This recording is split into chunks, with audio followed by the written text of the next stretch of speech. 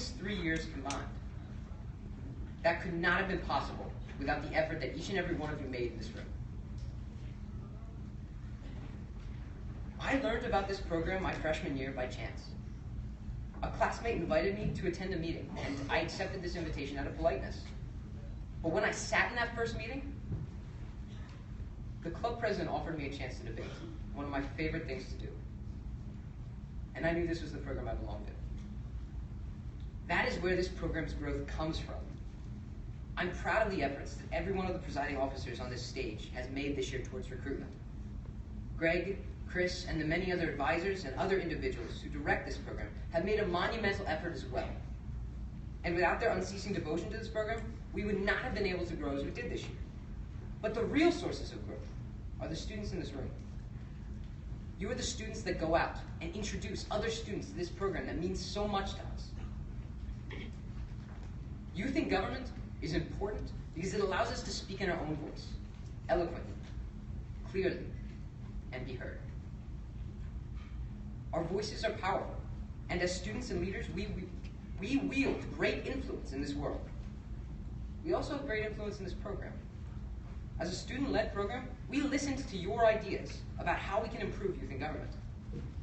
This year, we implemented a state service day for the first time. Roughly around MLK Day and throughout the rest of the year, clubs from around the state put in extra effort to give back to the community. I had the opportunity to communicate with the club presidents about what each and every club has done in this room. I was thoroughly impressed with all the efforts that we have made to give back to our community in the spirit of servant leadership. I continue to be amazed by what we can accomplish together. To honor that continued commitment to the ideals of servant leadership, our Saturday night event this year is called the Service Banquet, with a brief keynote speaker and 4 service-oriented awards to remind us why we are called to be servant leaders. The Service Banquet this year, and the game room, movie room, and dance events that will occur afterwards, is the culmination of your efforts this year and the feedback that we received from you. The presiding officer team made a special effort to listen to what the students of this program wanted to do within this program, and we're proud to hold an event that both honors the monumental efforts every club has made in service projects this year and reflects the voices of this student-led program. I've been honored to oversee the creation of clubs across the state this year, and I'm excited to see these clubs enjoy their first model conference. It's an experience that cannot be replicated, and the optimism, the sheer power of ideas that is expressed within this program on the chamber floors, in the press room, or in the Supreme Court is unbelievable. I've also been honored with the opportunity to meet with community members around the state on behalf of the program. We are supported by many members of the community around the state. For me, the reason why I believe that these individuals advocate so strongly for the program is clear. We are the future, and I cannot wait to see what we do with the opportunity to change the world. This year was not only a year of growth, but a year of collaboration. Different clubs worked together to host events, coordinated joint meetings, and give valuable advice to younger clubs that just formed this year. This weekend, we hope to establish another way to encourage collaboration within the program, a new kind of constitutional challenge. This weekend, in debate on the committee and chamber floors, I encourage you to consider the constitutionality of bills that will be presented to you. If a bill is constitutionally ambiguous, it may be constitutional or it may be unconstitutional. Bring it up in debate. If a constitutionally ambiguous bill gets passed through and signed by me, any delegate in the legislative branch has the opportunity to levy a constitutional challenge if they believe that the bill was signed is truly unconstitutional. On Sunday, if a constitutional challenge is levied, we will have the opportunity to explore a new format for the constitutional challenge that Chief Justice Hoover and I, as well as the adult advisors for the program, have been working on throughout the year. We believe that the constitutional challenge will help bring together the program, and every delegate will have the opportunity to witness a judicial-style debate on Sunday if one of you levies this challenge.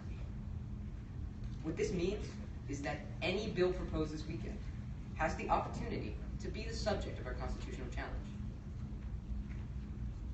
Since this is the first year for the challenge, I cannot encourage you enough to levy this challenge for us and to consider the constitutional ambiguity of bills. I believe this challenge will be a tool for the future that will make our program not only more fun, but more connected. The unprecedented growth this year, the spirit of optimism and servant leadership that I have seen flourish, the collaboration between clubs and between branches would not have been possible without the power of youth leadership. This weekend, we are the future, and we're ready to show the world what a new generation of servant leaders looks like. Thank you.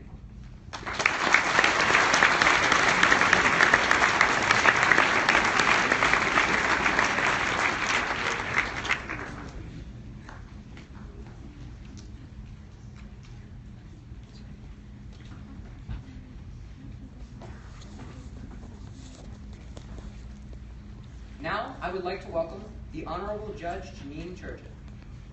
Judge Janine Turgeon is a native Central Pennsylvania. She attended the Central Dauphin East High School, Chatham College, and the University of Pittsburgh School of Law. She's enrolled at the National Judicial College for her master's degree in judicial studies. Following law school, she served as a law clerk to the Honorable Janine Blatt, and then commenced law practice at Nauman, Smith, Schisler, and Hall, the oldest Harrisburg law firm. In 1981, she became partner in her own firm, Campbell, Spitzer, Davis & Turgeon, later Davis & Turgeon, until November of 1991, when she was elected as the first woman judge of the Court of Common Pleas of Dauphin County. In 2015, she became supervising judge of Dauphin County's first family court.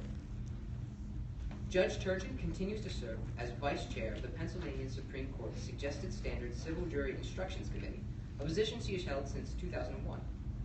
Among other achievements, she convinced the committee to assume the challenging and arduous task of rewriting the 2 volumes of instructions in plain English, an ongoing project. Judge Turgeon's passion is improving our court's family law systems. She was chair of the family law section of the Pennsylvania Conference of State Trial Judges for many years. She served on the PA Supreme Court Domestic Relations Rules Committee, which received custody rules to process custody cases more promptly, increased support guidelines, and adopted other child-centered guidelines. She's a frequent lecturer for the PA Bar Institute, the PBA Family Law Section, the PA State Trial Judge Conferences, Domestic Relations Association of PA, CASSP, bar associations, community organizations, churches, schools, and has also testified before the State House Judiciary Committee. She's received numerous community and professional awards, was selected as one of the 150 living legacies of Harrisburg, and was recently featured in the book, Legendary Locals of Harrisburg. Judge Turgeon has also served in numerous other positions in the community and has multiple publications. We are very lucky to have her here today. We really appreciate all her efforts to be here today and to swear us in. Members of the Model Legislature, please rise and welcome Honorable Judge Janine Turgeon.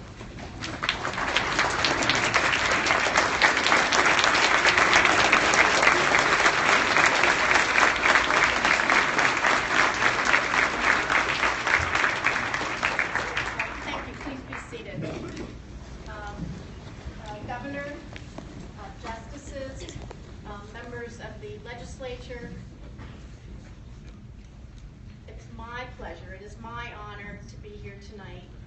Thank you for inviting me. This National YWCA Youth and Government Program involves thousands of teens across our country, and I'm just so happy to see so many students involved in Pennsylvania for this hands-on government experience. All of you from every corner of every community. You may come from families where there's a Democrat, a Republican, an independent, all sorts of political backgrounds, but each of you are going to select your own philosophy and your own point of view, which may change several times over the next many years. This is so exciting for you to learn from this form of government. When I was a teenager, my first real job was serving as an intern for the Pennsylvania House of Representatives, and I served under the Honorable K. Leroy Irvis. And you may not know him, although one of the buildings downtown behind the Capitol building, one of the tall marble buildings, is named the Leroy Irvis Building. He was the first African American to serve as the Speaker of the House in any state legislature in our United States. And that's where I really got the fire in my belly to work for the government. That was in the legislative office. In later years through college, I worked for various executive offices in the government, and as you can see, I ended up in the judicial branch of government. So just look around you. The person to your left, the person to your right, one of them is going to be a senator someday. One of them is going to be a judge someday. One of them is going to be a lobbyist someday. What will you be? I started that. That's my fault. And when you look at yourselves, when the adults in the room look at you, when your teachers and your advisors look at you, we know that you are what is right with America. And I am so proud because among you is my grandson, Riley. And so I am very pleased and honored to be here, not just as a local judge, but as a grandma, and I'm just so proud. So, through participating in this program, you have learned the importance of action and commitment. You understand now that sitting back and not being involved is not an option. You understand that democracy is not a spectator sport, but your involvement, whether as an elected officer, whether as a lawyer, as a judge, as a lobbyist, it is very important that your voices be heard. And so this dress rehearsal is really your dress rehearsal for you, what you're going to be in the future. So I am honored to be here and open this incredible event. I encourage you, do not stop here. Stay being involved, not just in this organization, but in your community. Be a part of our incredible democracy here in the United States. You, each of you, can make this world a better place, and I know that you will. Now, please rise for the program to begin, and you may take your oath of office.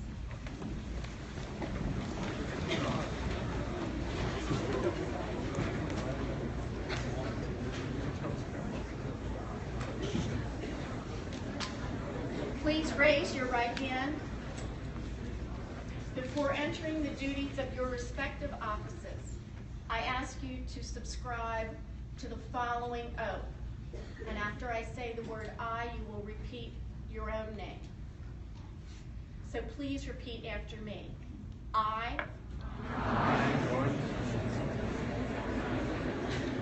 solemnly swear that I will support, obey, and defend the Constitution of the United States and the Constitution of this Commonwealth.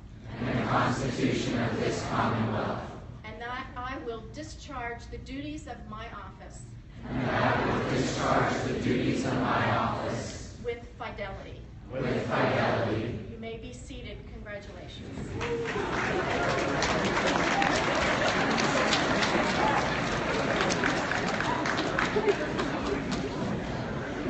Delegates, on behalf of the Model Legislature, we want to extend our appreciation and deepest thanks to Judge Turgeon for her time and her thoughtful words.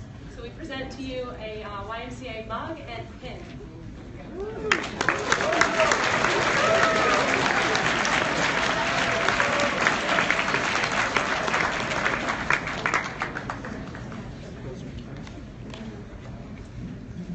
The Youth Governor will now begin the presentation of gavels to all of your 2016 presiding officers. I present the 2016 Youth Governor, Wesley Sheeker.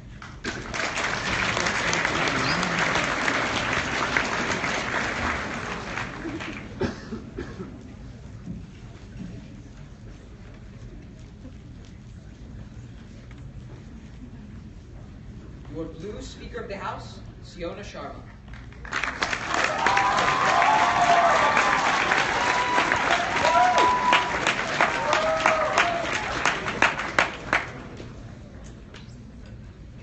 Your gold Speaker of the House, Nathaniel Pettit.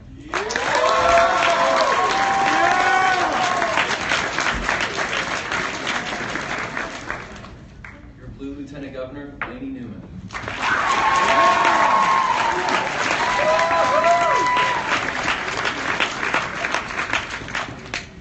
Your Gold Lieutenant Governor, Rafael Nasir.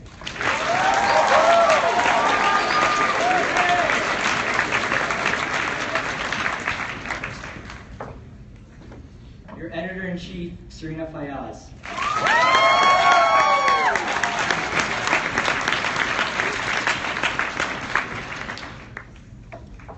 Your Chief Justice of the Supreme Court, Rachel Hoover.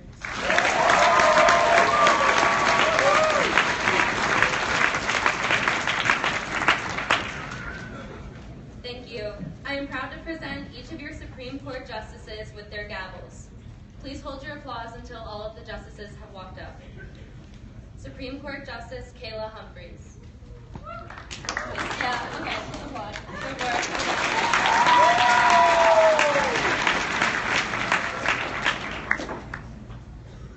Supreme Court Justice Alan Huang.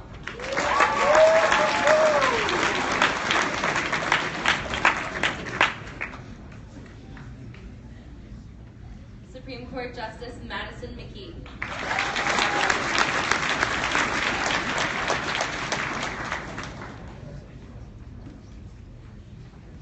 Supreme Court Justice Maddie McQuillan.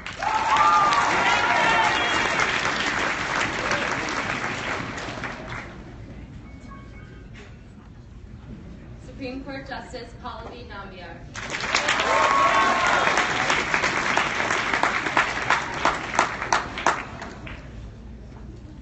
Supreme Court Justice Ethan Reed.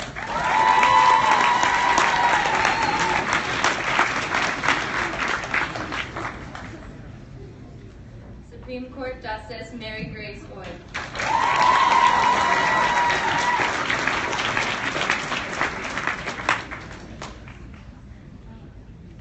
And last but not least, Supreme Court Justice Tyron Waters.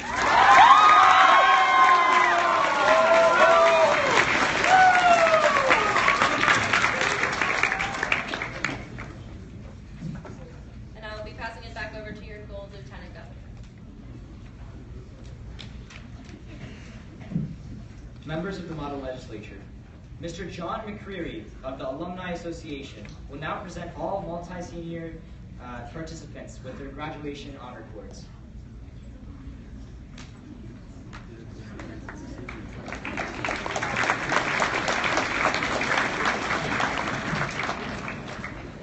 Good evening, delegates.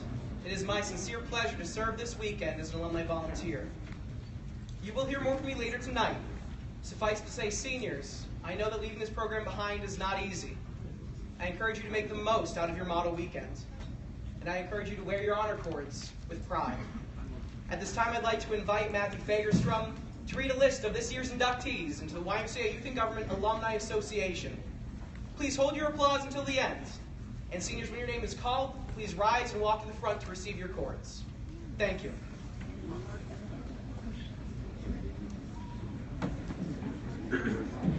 Joseph Abraham, Lauren Agnella, Rufina Ali, Trey Alkier, Samantha Altland, Bianca Angelo, Allison Omen, Alex Badillo, Andrew Bastian, Bryn Beck, Jacob Borland, Chloe Buckwalter, Corey Butcher, Jack Carlson, Meg Chandler, Zaria Clifton, Riley Compton, Jesse Quay, Jeffrey Cupp, Madeline Donahue, Daryl George, Joe Dunton, Zoe Adlatapur, Serena Fayez, Jamie Leo Figueres, Brendan Foster, Nigel Fox, Margot Gamson, Aaron Garrett, Alexis Gazio, Meredith Giordano,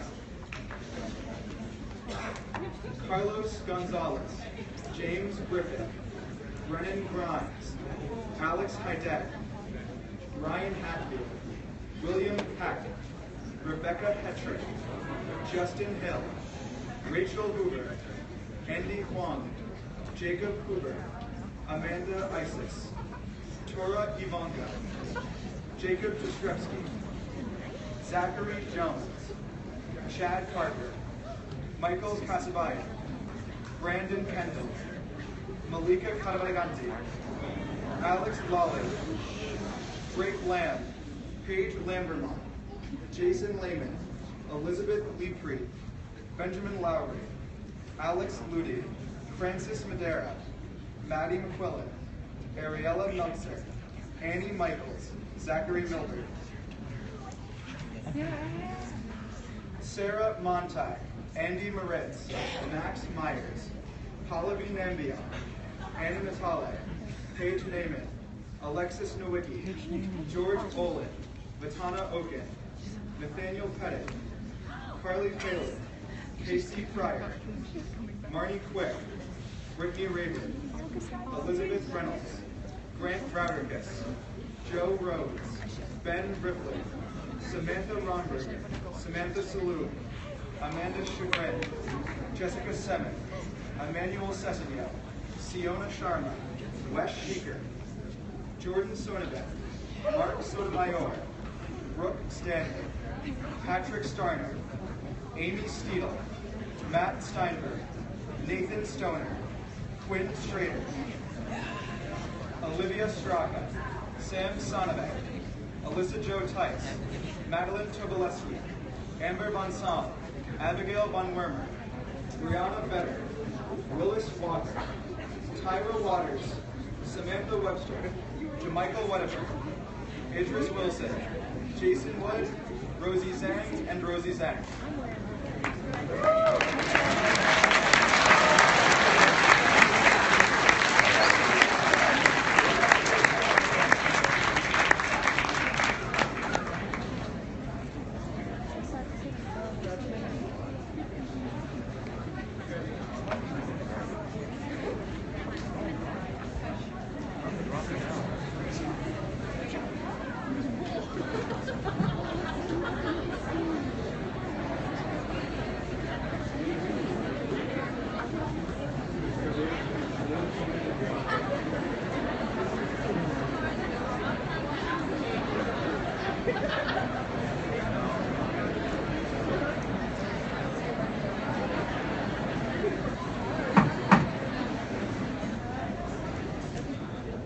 At this time, we will be honoring our adult volunteers. Please join me in welcoming Mr. Greg Redder.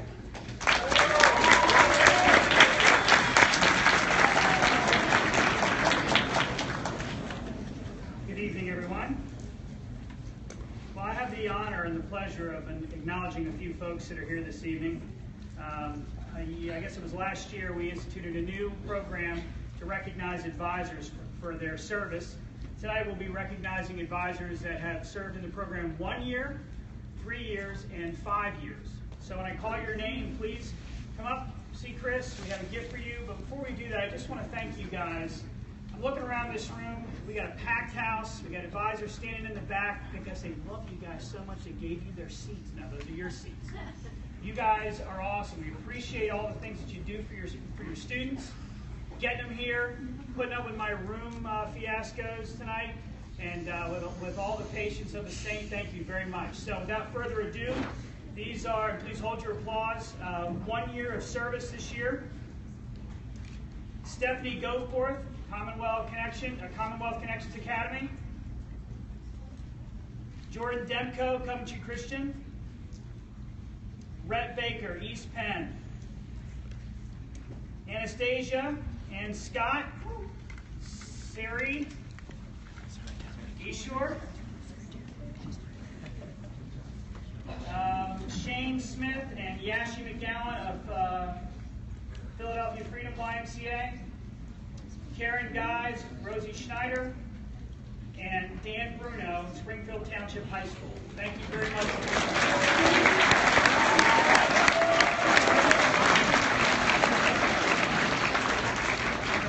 We have a few folks that have been helping out. This will be their third full year participating and leading. Please hold your applause again, please. Amanda Wegman, Boyertown Junior High East.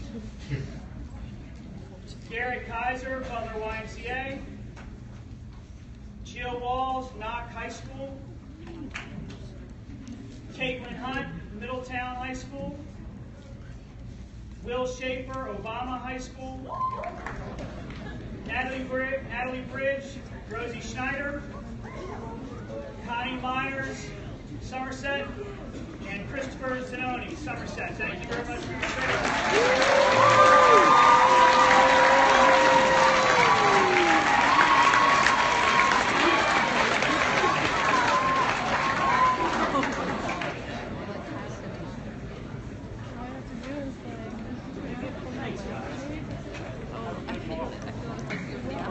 And we have one individual this evening that has been helping out for 5 years, although I believe he changed schools and started up a club right away. Joseph Johannan from Avon Grove, 5 years of service. Thank you very much.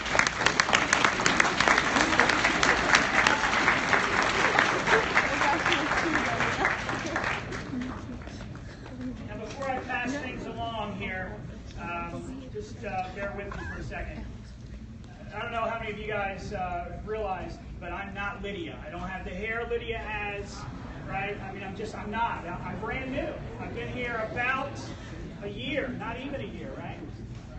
In this process, I've had the pleasure of working with some of your YMCA board members that have been faithfully serving this program for many, many years. 9 consecutive years on this board, helping out with Model. They're here tonight. These are the folks that usually are behind the scenes. You may not even recognize them, but they have been tireless servants for this program for many, many years. So I would like to have Jason Reimer and Doug Delaley please come up.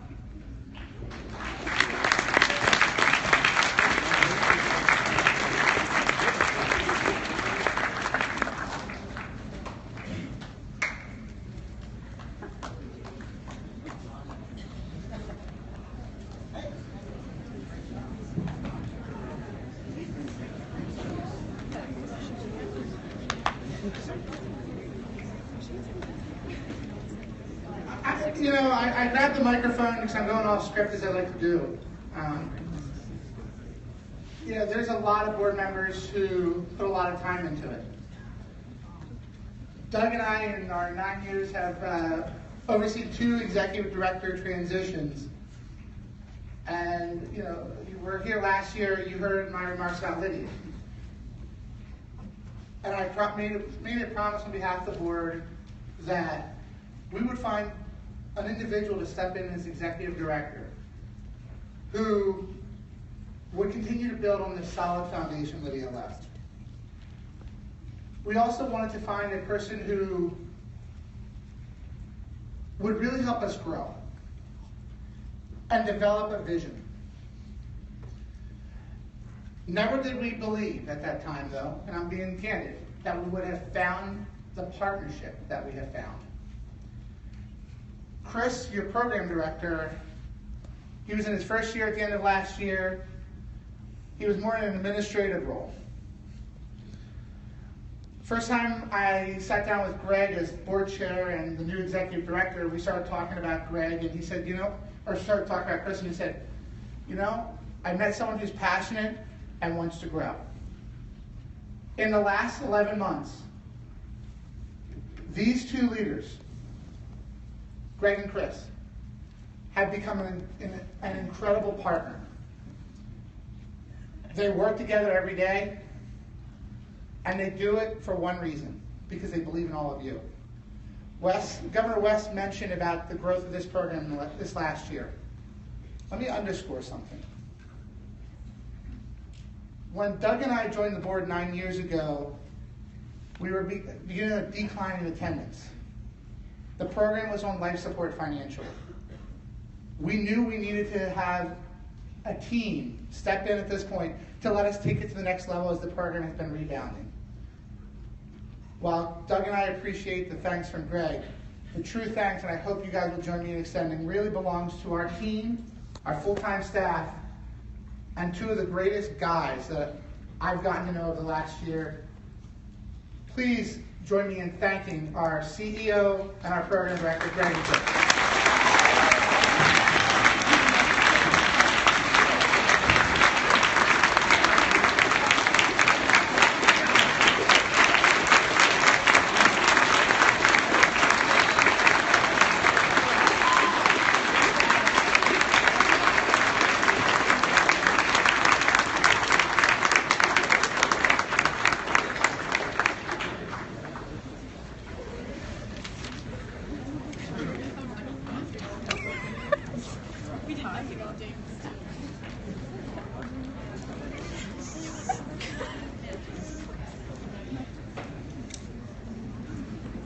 Youth Governor Wesley Sheeger will now introduce our keynote speaker.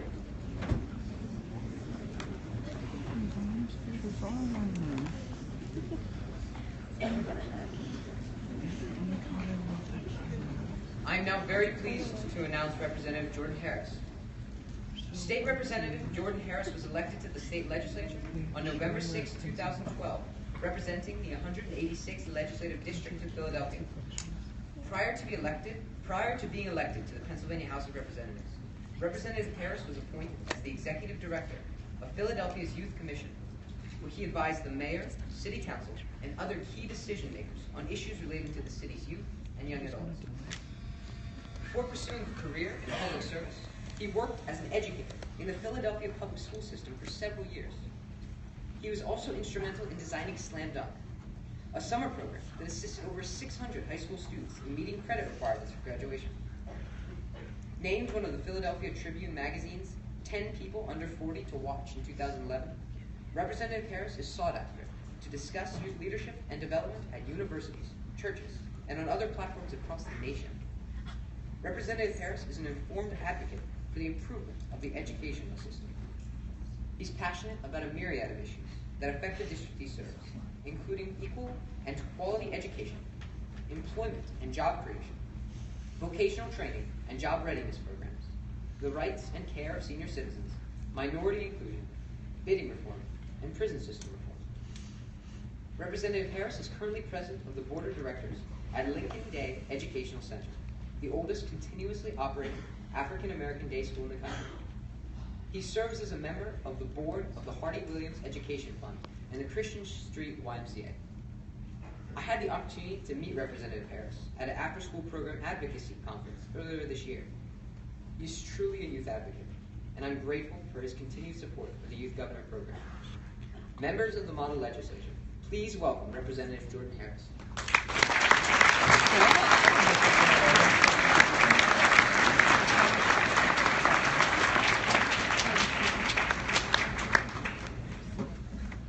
Good evening.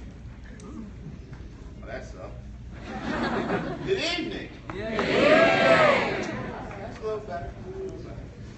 I'm a former school teacher, so, and, I grew up in the African American church, so I do the call and response thing really well. So, if I say something funny, you can laugh. If I ask a question, you can answer.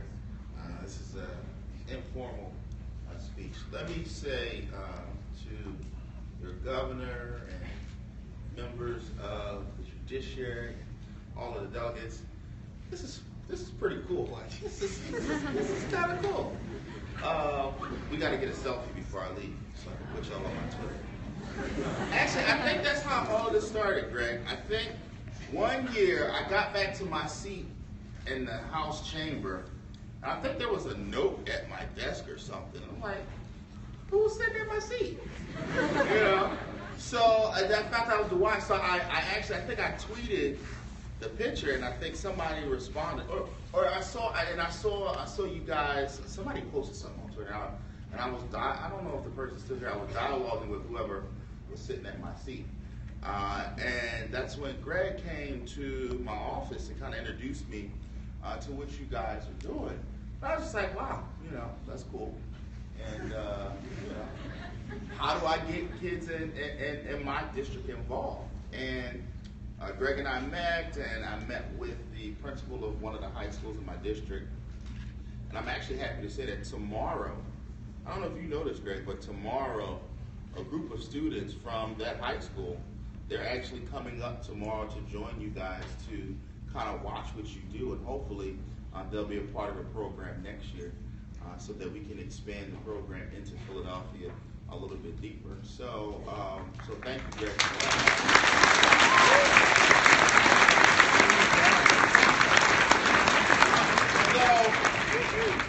So that was cool. So I remember that, and it was like one of those Three Little Bear moments. Somebody was sleeping in my bed, somebody was sitting in my seat. Just so you know, my seat got moved, so I'm on the corner now. So whoever sits in my seat, there's an apple pie in the left drawer if you get hungry. Feel free to eat it. You know, and Representative Kinsey, who sits next to me, he has peanuts in his drawer too. So if you like, if you sit in his seat, feel free to. You can tell him I said you can eat his peanuts.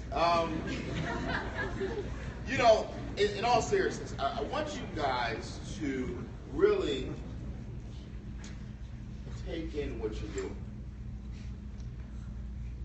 You know, I was the president of student government in my high school, Barsham High School. I graduated high school in 2002, and they wanted to close, the school district wanted to close my high school when I was the president of student government. Now, this would not have affected me. I was on my way out the door, on my way to college, but I didn't think it was the right thing to do for all of the young people who would not have an opportunity to get the quality education that I thought I was getting at that time. So what I did was I worked with parents and students and teachers, and we began to organize around keeping our school open. One night we went to a community meeting in the neighborhood, and one of the gentlemen there was a state senator, and I knew he was very passionate about education, so we went to the meeting, and we actually flooded the meeting. The meeting was packed, and before the meeting was over, I stood up and I spoke about this issue passionately, the issue of closing my high school and how I didn't think it was the right thing to do. So after that meeting, that state senator, who is actually my state senator, Senator Anthony H. Williams, who is the minority whip in the Pennsylvania Senate currently, Senator Williams asked to talk to me. And one of his assistants came and was like, Senator Williams would like to talk to you. I'm like, okay. You know, he was a senator. I thought it was cool. I'm like, okay, whatever. What's up? And he was like, he said, I'm doing something on Saturday. I want you to come out and be a part of it. So I went out one Saturday. Then he asked me to come out another Saturday. I went for about a month. And then after about a month, Senator Williams offered me an internship in his office before I went to college. I'm like, great. I'm broke. I need money. It's a job, you know. At that time, I knew nothing about government, you know, really. I mean, I knew student government. I'm like, hey, that's cool. I get out of class early to go to some meetings. I was on a football team, too, so it's like I could get out of class to football, and then when football season is over, I could get out of class for student government. You know, I was a senior. I was like, this school thing, I got this. I'm ready to go to college. So, you know, I didn't really understand what I was doing. I just knew that shutting my high school down wasn't a good idea, and I wanted to do whatever I could to stop that from happening. So the senator offered me an internship, and it was there that I learned about government. I learned about what he did, and I learned about the power of government and how it can positively impact the lives of people. I went off to college. I stayed in contact with the senator. My sophomore year, I came back and did another internship in his office. At that time, there was another guy in his office by the name of Kenyatta Johnson, and I met Kenyatta. He was from my neighborhood, and we built a relationship. So now I had a relationship with Senator Williams, and I had a relationship with this other guy, Kenyatta Johnson. There's a purpose to the story, so remember those names. A few years down the road, Kenyatta Johnson said, you know what, I'm leaving Senator Williams' office, and I'm running for state representative.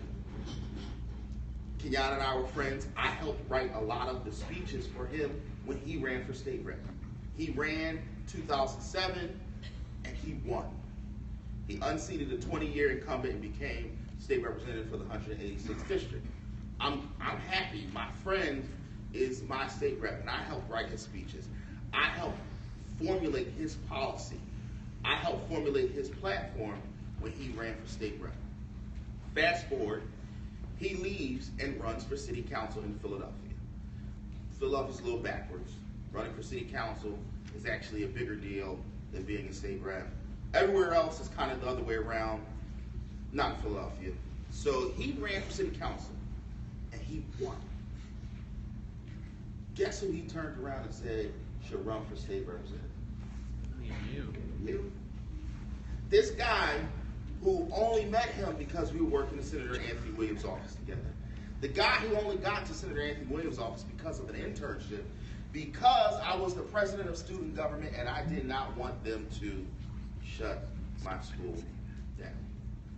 I ran in 2012. I had a platform of equal access to quality of education for young people, regardless of your zip code.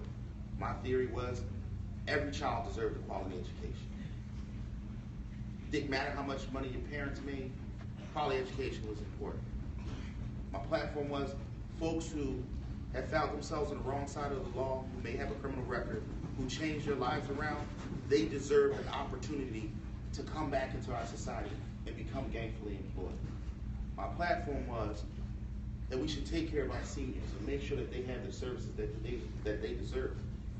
Bottom line, they helped raise us, and now they need us to help them. And I won with 76% of the vote.